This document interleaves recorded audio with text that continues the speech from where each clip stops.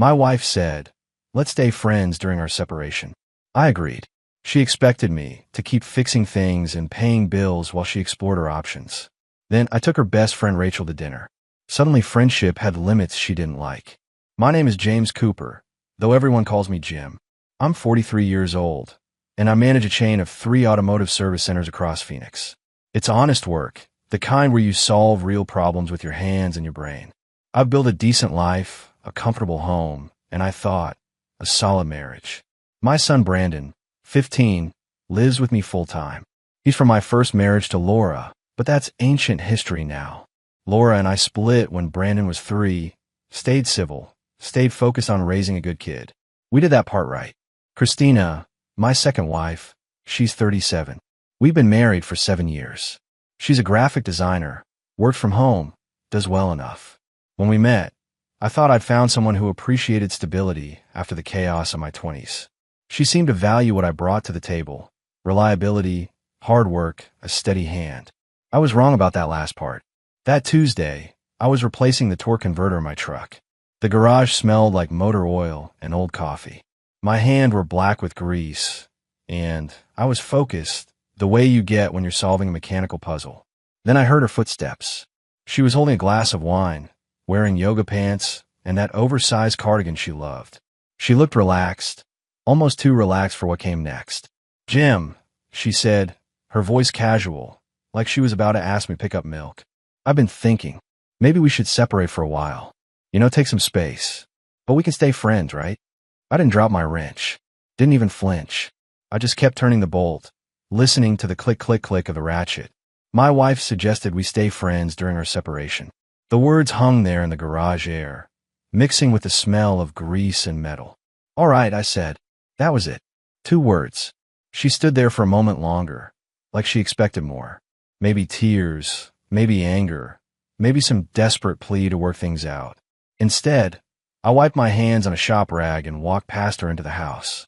I heated up leftover meatloaf, ate it standing at the kitchen counter, and went upstairs to check on Brandon's homework. Christina moved into the guest room that night. Quietly, methodically, like she'd been planning it. No drama, no explanation. She probably thought my silence meant acceptance, maybe even defeat. What she didn't realize was that silence isn't surrender. It's strategy. And I'd just agreed to play a game where I already knew all the rules, because she'd written them herself. "Stay friends," she said. Fine.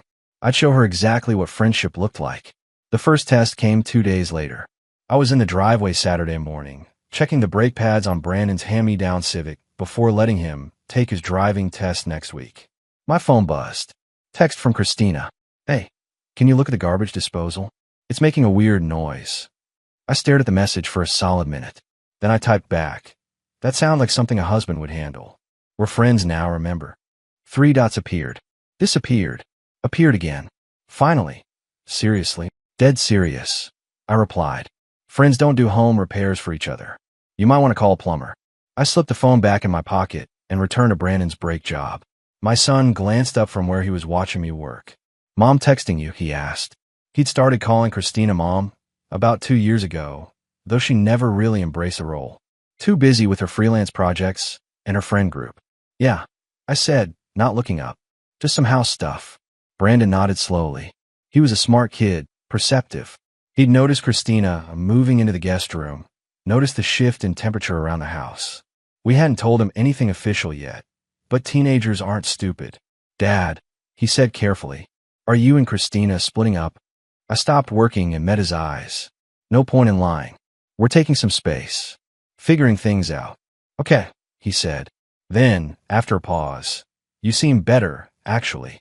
That hit me harder than I expected. Better. Like I'd been sick and was finally recovering.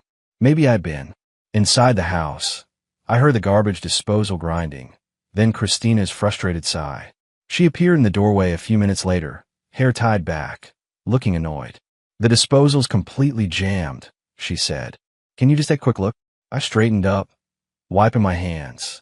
"Christina, we talked about this. We're friends now. Friends don't fix each other's appliances." Her jaw tightened.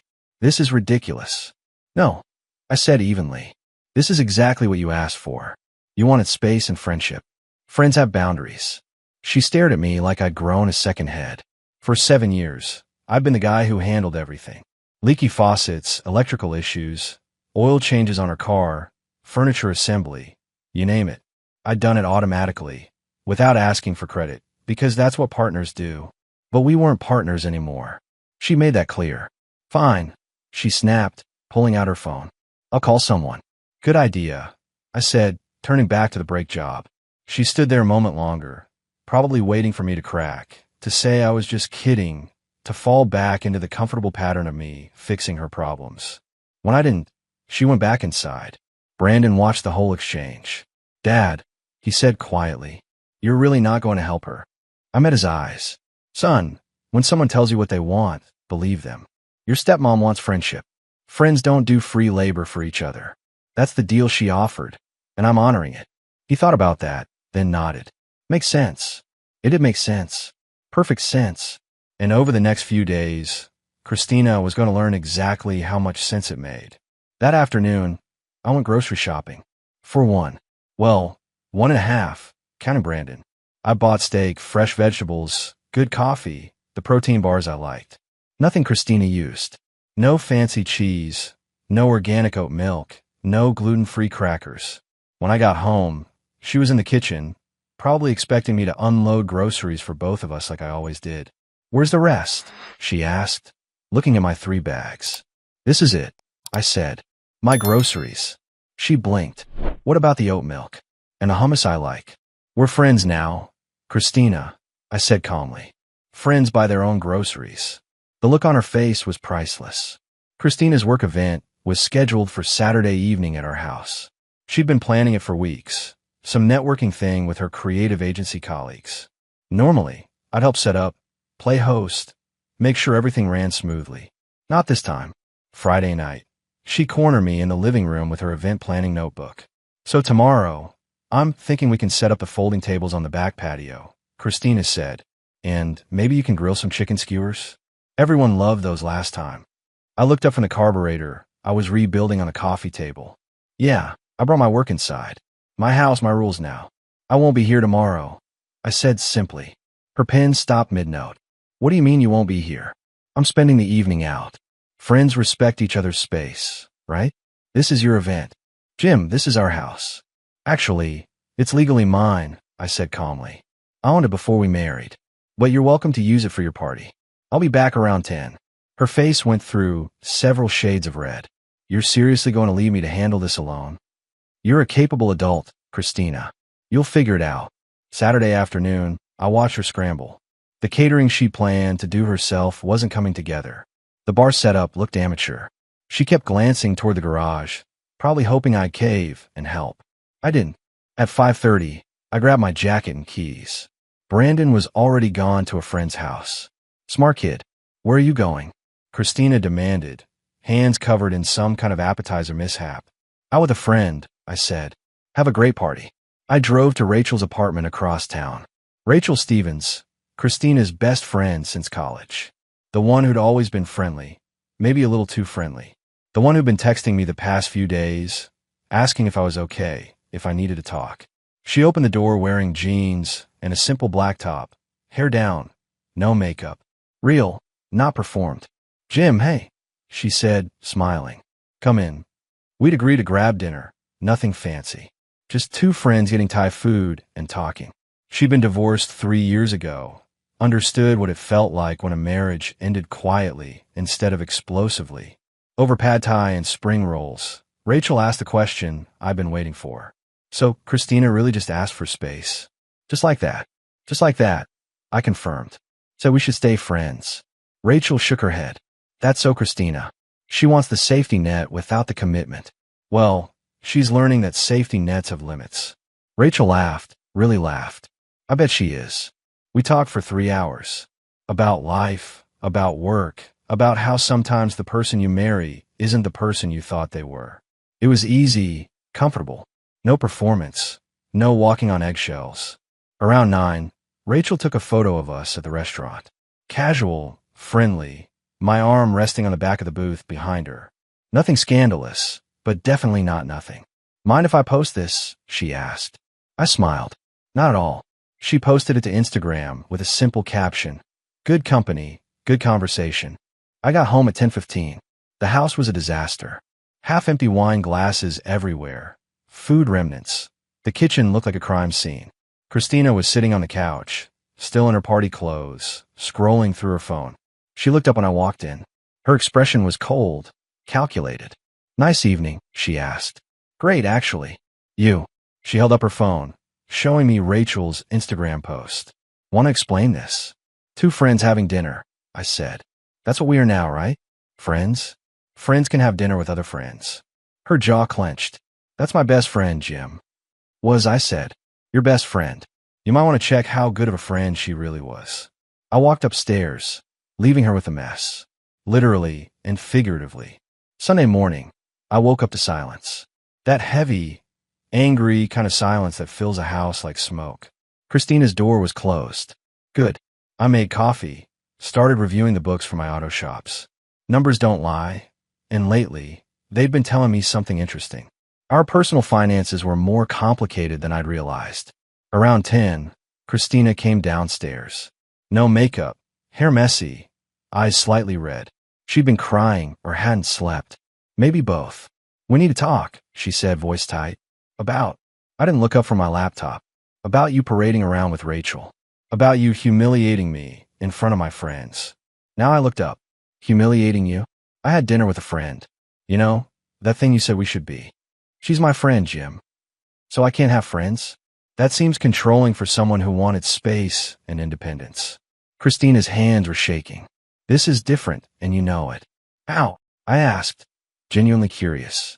"Explain to me how me having dinner with Rachel is different from you asking for a separation. Help me understand the rules you're playing by." She couldn't. She just stood there, opening and closing her mouth like a fish. That's when my phone rang. Laura, my ex-wife.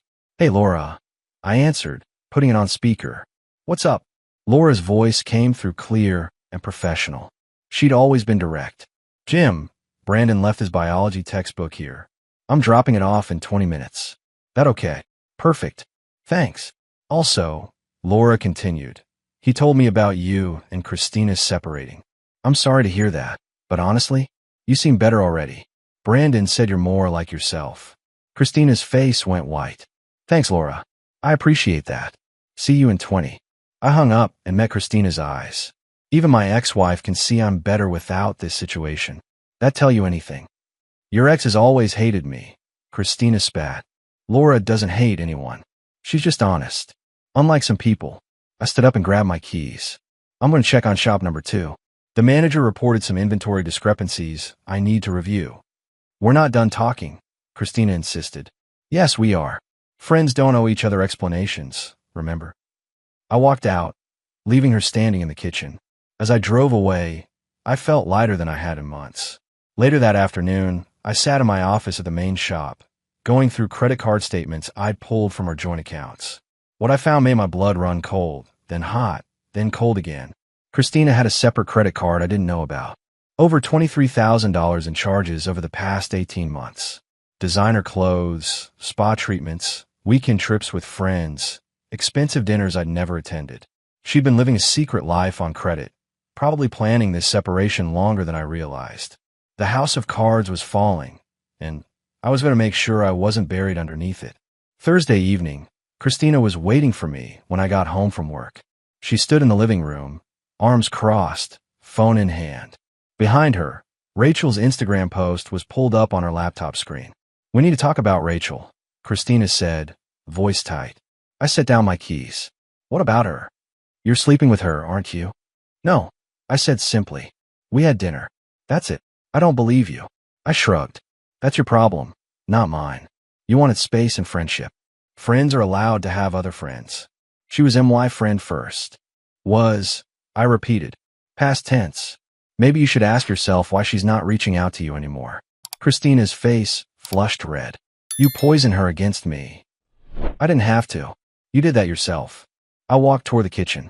"Rachel asked how I was doing. Apparently, she's been watching you treat me like hired help for years. Guess she got tired of watching. This is betrayal." I turned back. "No, Christina. Betrayal is hiding $23,000 in debt." Betrayal is planning a separation while pretending everything's fine. Betrayal is treating your husband like a paycheck with a tool belt. She went silent. The debt. She'd been hoping I wouldn't bring it up. We need to talk about that, she said quietly. No, we don't. My lawyer will talk to your lawyer. I'm not responsible for your credit card spending sprees. Your lawyer. Her voice pitched higher. You hired a lawyer? 2 days ago. You wanted a separation, Christina. I'm making it official. Brandon appeared at the top of the stairs, backpack slung over one shoulder. He'd been listening. Dad, I'm heading to practice, he called down. Drive safe, son. He looked at Christina, then back at me. Dad, can we order Chinese later? Just us. Absolutely. After Brandon left, Christina's anger crumbled into something else. Desperation, maybe. Jim, can we just slow down? Maybe we can talk about this, go to counseling. No, I said firmly. You asked for space. I'm giving you all of it. Permanent space. I didn't mean. Yes, you did. You meant exactly this. You just expected me to wait around while you figured out if you could do better. Well, I'm not waiting. I'm done. Her phone buzzed. She glanced at it, and I saw the name flash. Derek. Some guy from her creative network. Probably. She'd been texting him a lot lately, I'd noticed. Your friend texting you? I asked pointedly. She flushed and turned the phone over. That's none of your business. Exactly, I said. And Rachel is none of yours. I left her standing there and went upstairs to change. Through my window, I saw her get in her car and drive off, probably to cry to whatever friend she had left. My phone buzzed. Text from Rachel. Dinner tomorrow? My place this time. I'll cook. I smiled and typed back. Sounds perfect. Things were moving forward. And for once, I was okay with the direction. Friday afternoon, Christina's car broke down. Not surprising, since she'd been ignoring the check engine light for 3 months despite my warnings. I got the text around 2 p.m. Jim, car died on Camelback Road. Can you come get me? I was in the middle of a parts inventory meeting at Shop 3. I typed back, can't. I'm working. Call a tow truck. Jim, please. I'm stranded. AAA has your number. Use it. I turned my phone face down and continued the meeting. 20 minutes later, my shop manager, Pete, knocked on the office door. Boss, there's a woman out front asking for you. Says her car broke down. I sighed and walked out. Christina was standing by the service counter, mascara slightly smudged, looking frustrated and exhausted.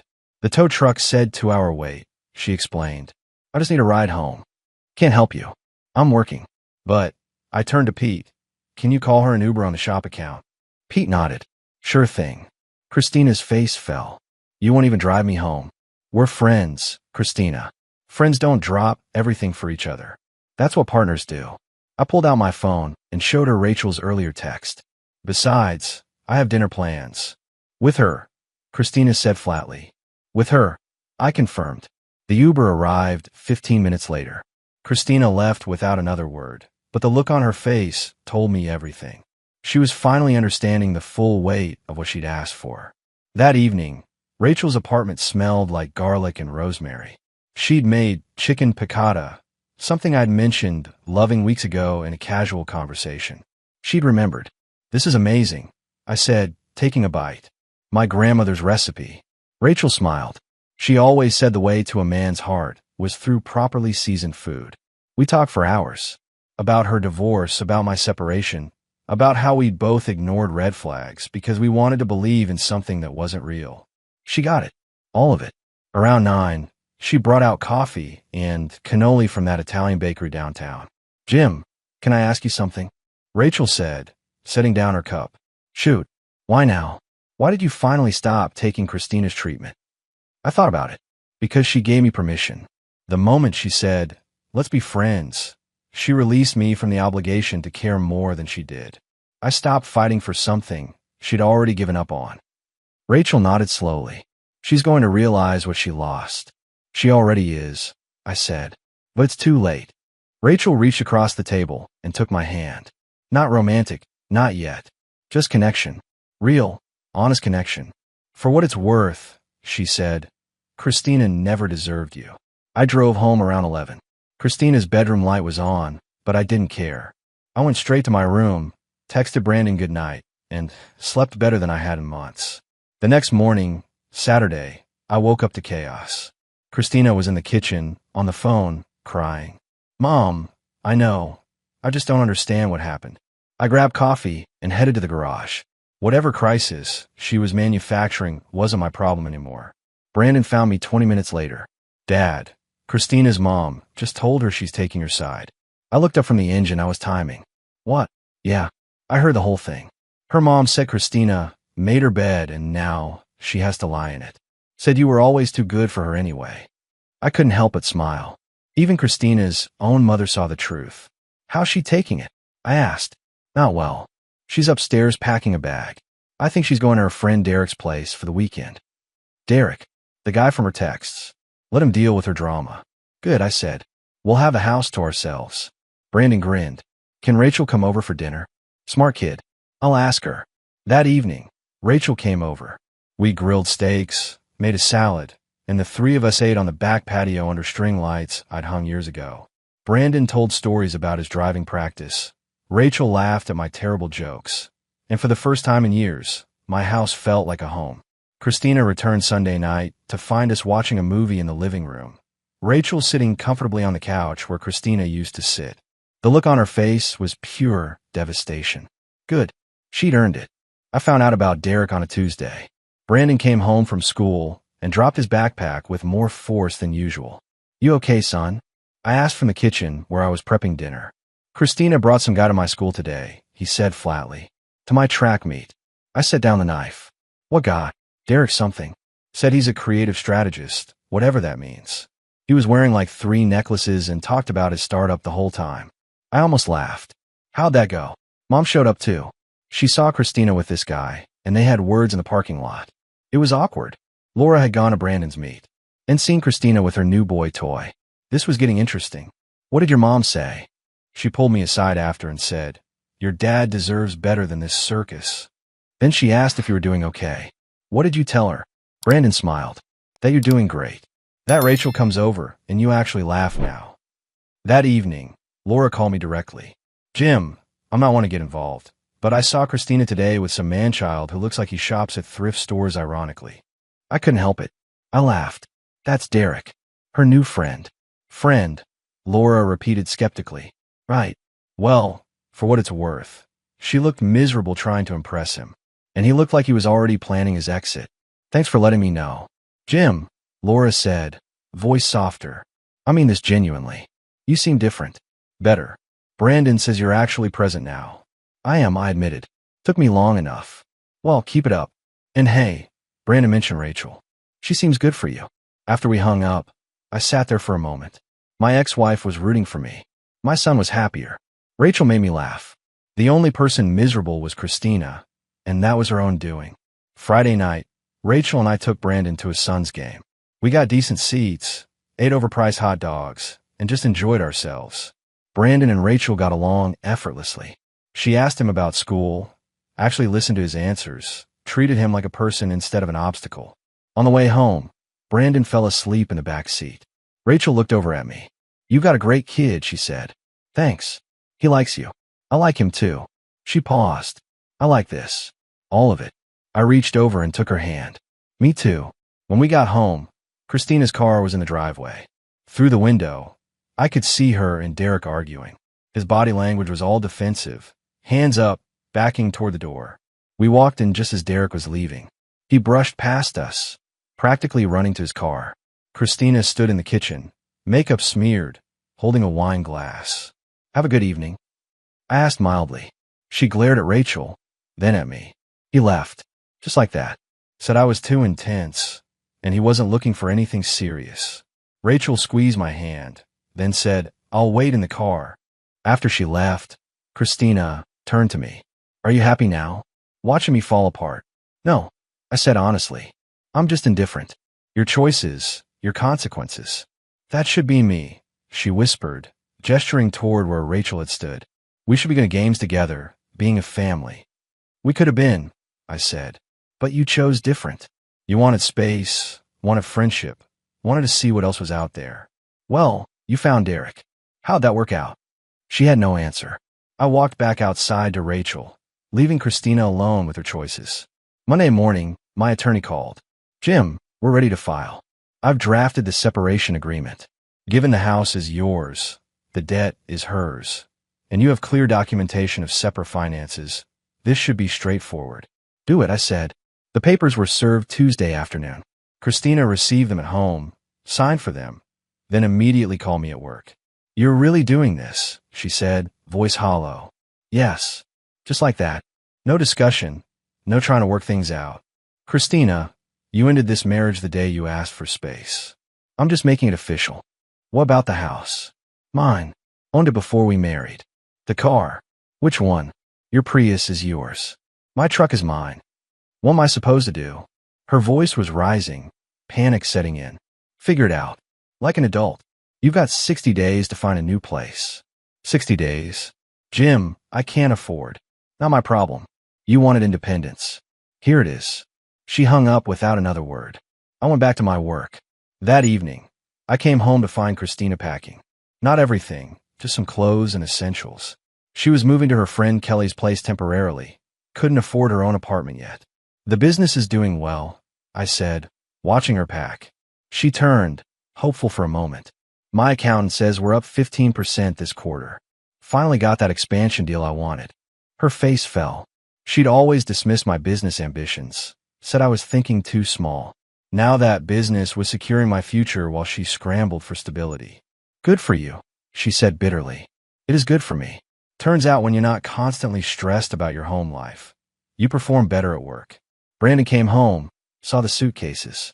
You leaving? Christina nodded. Just for a bit. Staying at Kelly's. Okay, Brandon said simply. No emotion, no plea for her to stay. He went upstairs to his room. Christina looked at me. He doesn't even care. You never made him feel like you cared, I said. Kids notice that stuff. She left an hour later. The house felt immediately lighter, like someone had opened all the windows after years of stale air. Rachel came over that night. We made dinner together, something simple. Pasta, garlic bread, salad. She moved around my kitchen like she belonged there, and it felt natural. How are you doing? She asked while we ate. Honestly, I feel free. Good, she said, smiling. You deserve to feel free. After dinner, we sat on the back patio under the stars. She leaned against me, and I wrapped my arm around her. Jim, she said quietly, I know this is all still fresh, the divorce and everything, but I want you to know I'm not going anywhere. I kissed the top of her head. Good, because I don't want you to. Inside, my phone buzzed. Text from my attorney. Christina's lawyer responded. She's not contesting anything. This should be finalized within 90 days. 90 days. 3 months until I was completely free. I looked at Rachel, thought about Brandon upstairs, finally relaxed in his own home, thought about my business growing, my health improving, my life finally moving forward. Christina had asked for space. I'd given her all of it. And in that space, I'd found something better, something real, something worth keeping. The divorce papers were finalized on a Thursday morning in October. 87 days from the moment Christina asked for space. I signed them at my attorney's office, calm and clear-headed. Christina signed them at her lawyer's office across town, probably crying. That evening, she showed up at the house. My house. She still had a key, though I'd be changing the locks tomorrow. I was in the kitchen with Rachel and Brandon, making tacos for dinner. The three of us had fallen into an easy rhythm, comfortable domesticity that felt more real than anything I'd had with Christina. Jim, we need to talk, Christina said from the doorway. Rachel squeezed my hand, then said quietly, I'll take Brandon to get ice cream. Give you 2 space. After they left, Christina sat at the kitchen table. She looked smaller, somehow diminished. Dark circles under her eyes, hair not styled the way she used to keep it. The papers are final, she said. We're really divorced. Yes. I made a mistake, she said, voice breaking. I see that now. I took you for granted. I thought I wanted something different, but Derek was a disaster, and I've been miserable and— Stop, I said firmly. You're not miserable because you miss me. You're miserable because you're facing consequences. There's a difference. I do miss you, she insisted. I miss us. We can fix this, go to counseling. No, Christina. We're done. You wanted to stay friends during our separation, remember? Well, friends don't pay each other's bills.